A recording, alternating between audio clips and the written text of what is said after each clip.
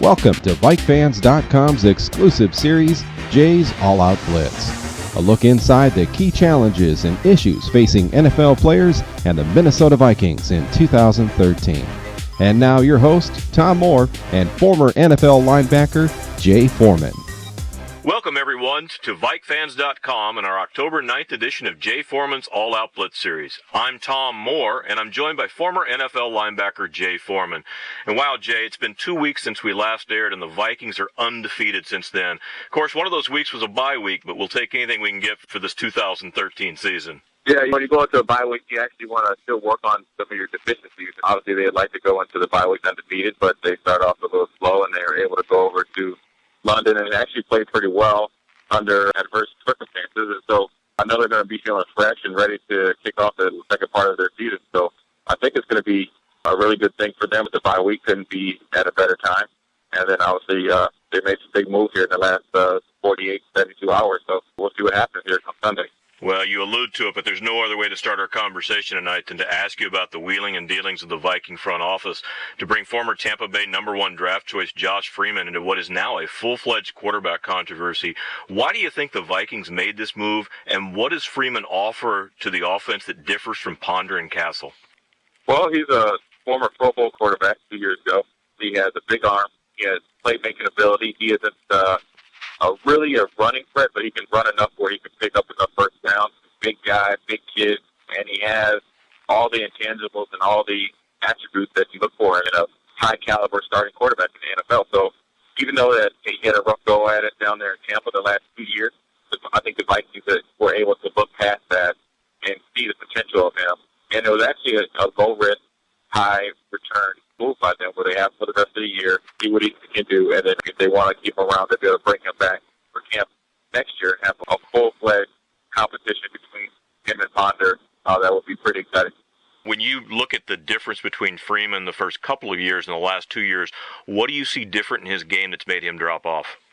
I think that when he really was doing really good in the first couple of years, obviously because the rookie they didn't have a lot of tape on him. The second year, he started to perform a little bit better. Than the third year, he made the Pro Bowl. What I see is when you have a lot of turnover, not only with the head coaching position, but then when you have different coordinators come in, different quarterback coaches, that affects the quarterback, not only for 1 year, but for 2 years.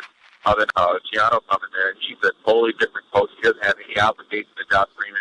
He probably came to Tampa with, negative thoughts on Josh Freeman, and he just seems like he's the type of coach that's not really a player's coach. I think he has the college mentality. Sometimes that just doesn't work at the pro level, and Josh Freeman feels very confident in what he can do as a player, what type of leader he is. You see that the guys on the team really rallied around him and know he's a good guy. Then when you have, your own authority figure really coming down on the centerpiece of your football team, it can be a distraction. And they parted, or best thing for both parties to part to be playing in Minnesota. So I know the Vikings.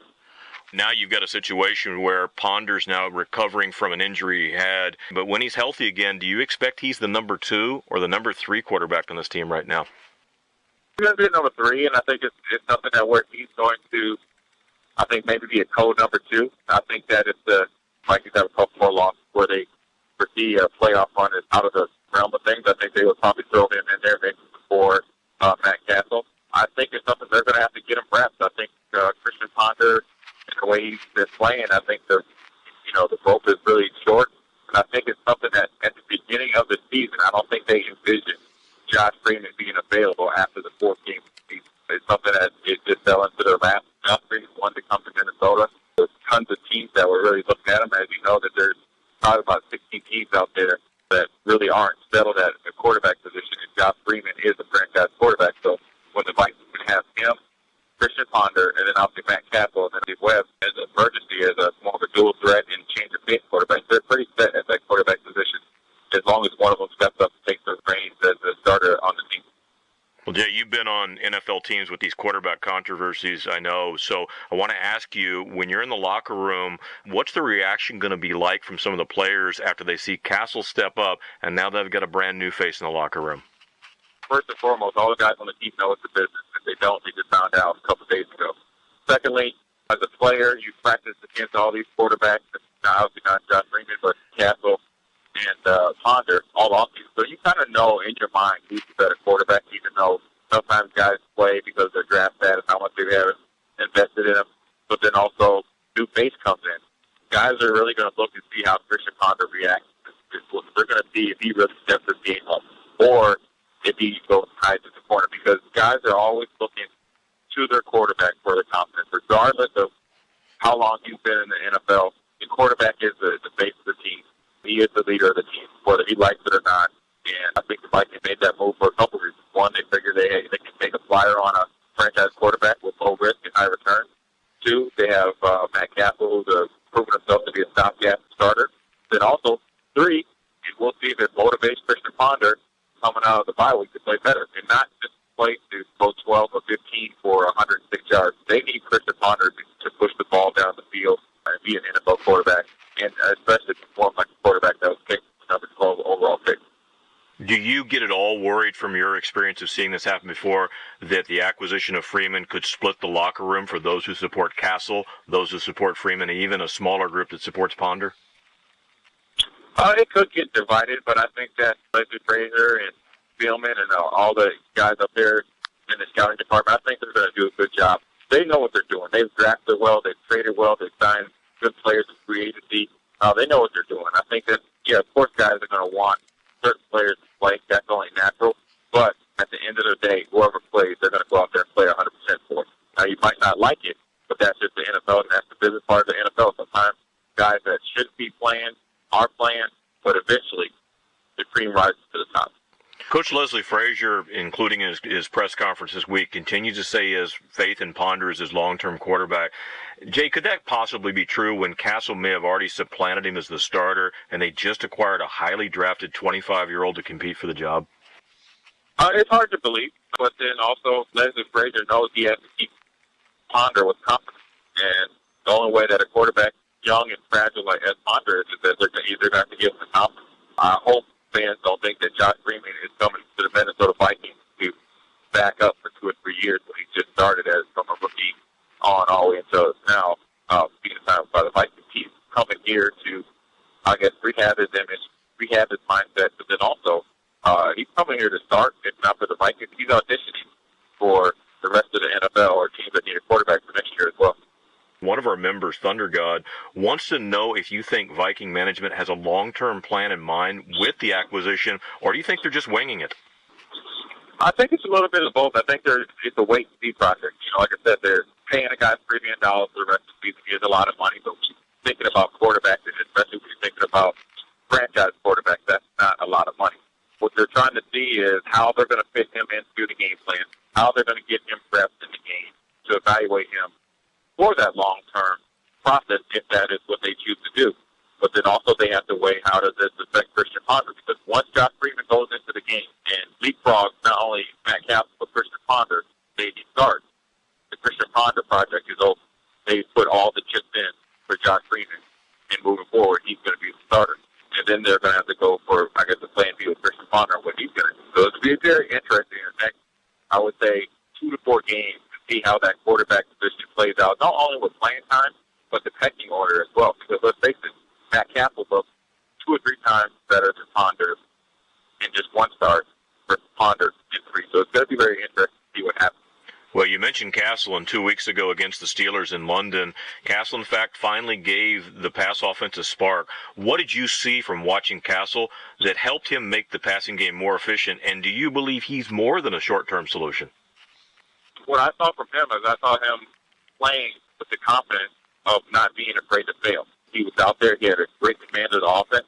I think that he has a good to decent arm, so he was able to stretch the ball down the field. He was really good with the timing routes, but then also, you know, some of the receivers have great plays that run after the catch as well.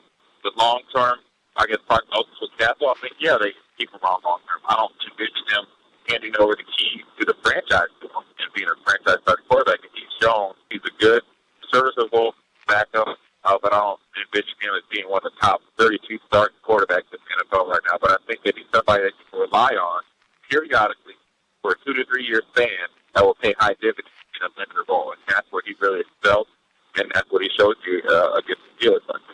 Well, I want to ask you a question about your experience in huddles, because after the game, Greg Jennings and Adrian Peterson were effusive in their praise for Castle on how he commanded the huddle. Can you help people understand what does that mean for someone to command an offensive huddle?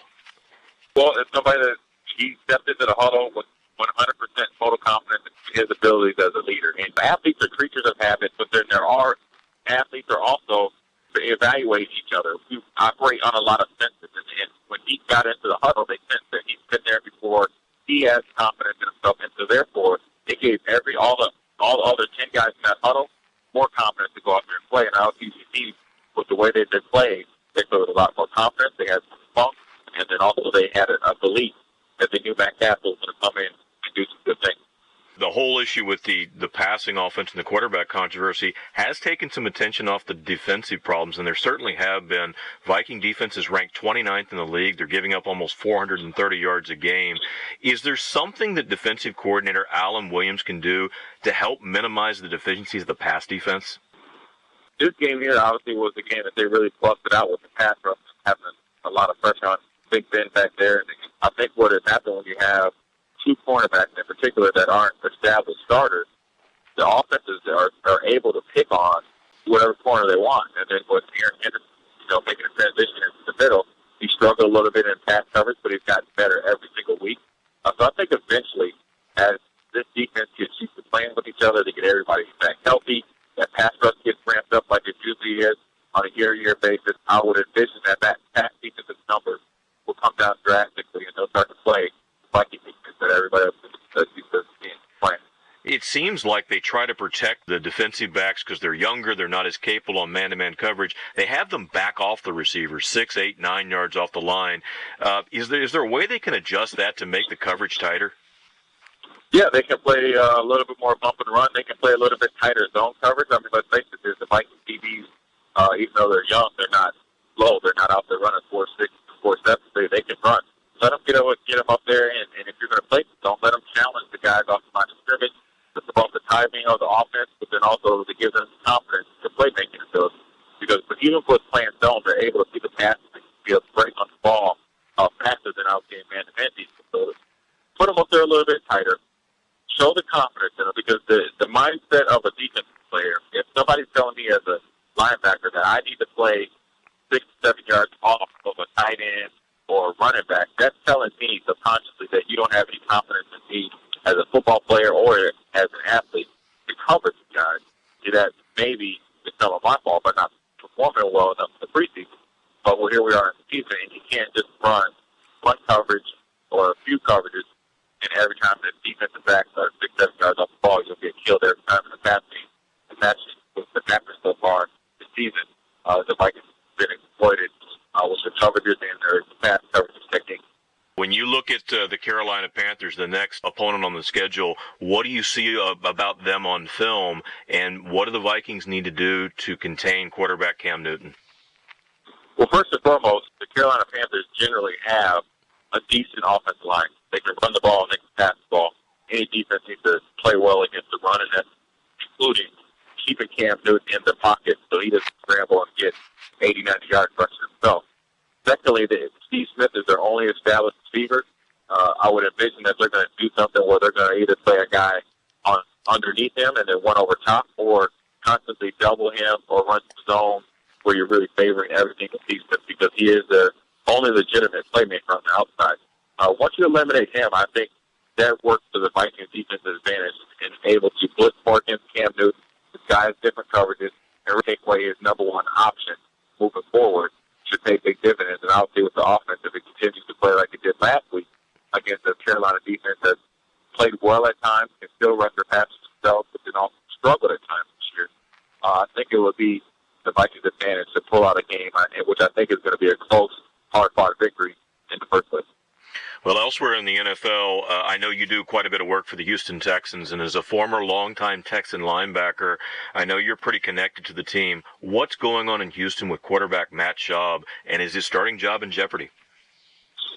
I would envision his starting job in jeopardy. I mean, I guess the only thing, the saving grace for him is that there's not a legitimate backup quarterback behind him. Maybe like a Matt Castle or somebody like that around the league.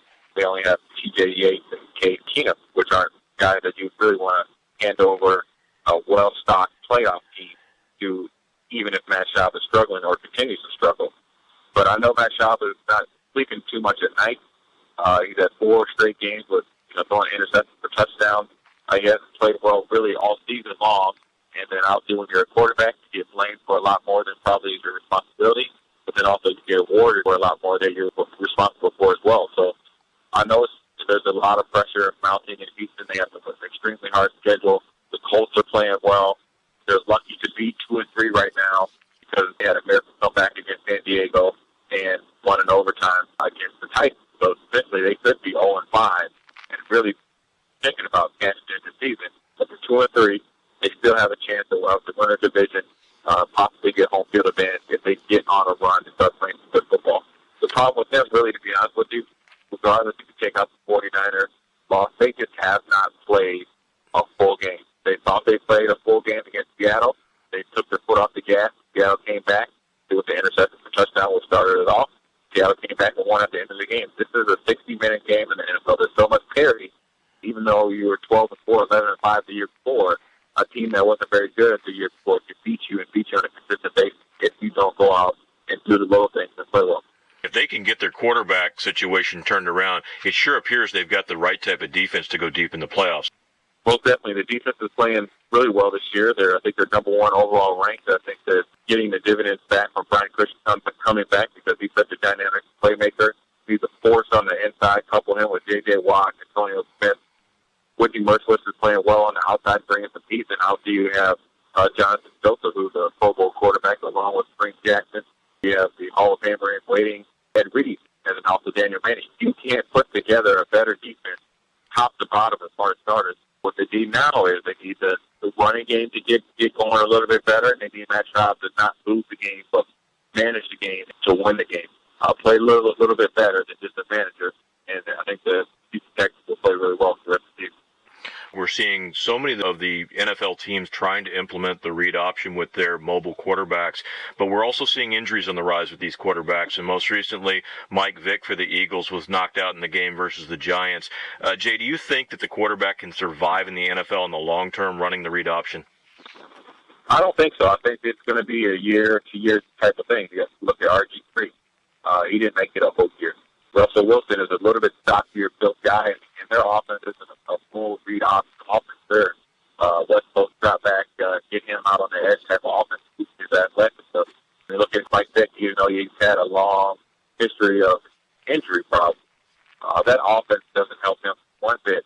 I don't think the offense lasts long because it puts too much, not only pressure, but too much physical contact on your quarterback. But then also the quarterback has to run a lot, so then therefore he's going to be more open to hamstring pulls, tweaks, stuff like that. And that's the type of thing that you want. But the quarterback position is so valuable in this day and age that you need your quarterback, hopefully, for all 16 games, and then obviously in the playoffs. We speak of the New York Giants game with the Eagles. Who would have thought that the Jets would be the far better team in New York? What's going wrong with Tom Coughlin's team this year? So I think it's just one of those years that everything that could go wrong is going wrong. The guys that are your big-name players are playing a little bit better than average.